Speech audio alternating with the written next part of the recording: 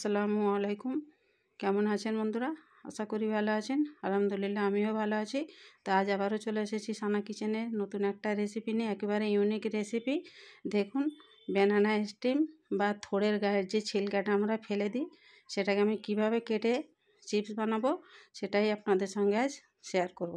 তো দেখুন বন্ধুরা, আমি বটির সাহায্যে কিভাবে এটাকে কাটছি।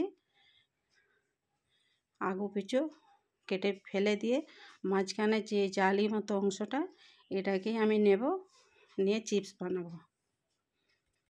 তা দেখতে থাকুন, এভাবে আমি সবগুলোকে কেটে নেব। এবারে দেখুন, আমি এটাকে নর্মাল জলে লবণ দিয়ে একটু ডুবিয়ে রাখবো। ডুবিয়ে 5 মিনিটের তারে রেস্টে রেখে দেব। তো বন্ধুরা, আমার এই রেসিপিটা আজ কেমন লাগছে অবশ্যই কমেন্ট করে জানাবেন। আশা করি ভালো লাগবে। একেবারে ইউনিক জল থেকে এবারে এটাকে ভালো করে জল চিপে তুলে নেব। জল থাকলে কিন্তু বন্ধুরা এটা খাস্তা হবে না। তো আমি সবগুলো এইভাবে তুলে নেব।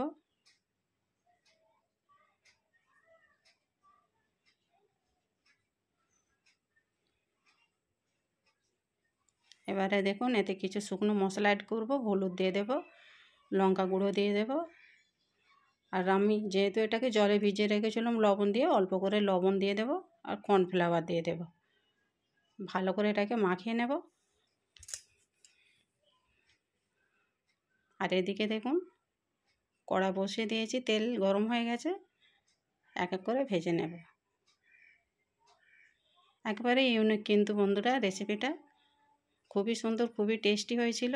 ভয়েসটা আমি পরেই দিলাম। তো আপনারা একবার হলেও বাড়িতে ট্রাই করে দেখবেন, আশা করি ভালো লাগবে। আপনি বুঝতেই পারবেন না যে এটা থোড়ের ছোপা থেকে তৈরি হয়েছে। তো এইভাবে আমি উল্টে পাল্টে ভেজে নিয়ে তুলে নেব। তো বন্ধুরা সঙ্গে থাকুন, আমি সবগুলো ভেজে নিয়ে ফিরে আসছি। বন্ধুরা দেখুন, ব্যানানা স্টিম নিউ রেসিপি একেবারে চিপসের বানিয়ে নিয়ে চলে এসেছি।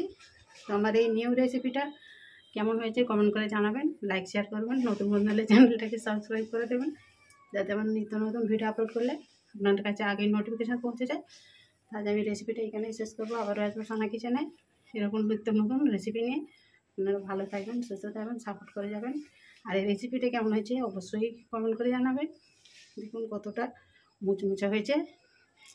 কলা গাছের এগুলো ফেলে না দিয়ে এরকম চিপস বানিয়ে খাবেন, আশা করি খুবই ভালো লাগবে। আমি খেয়ে দেখেছি, খুবই সুন্দর টেস্টি। আল্লাহ হাফিজ।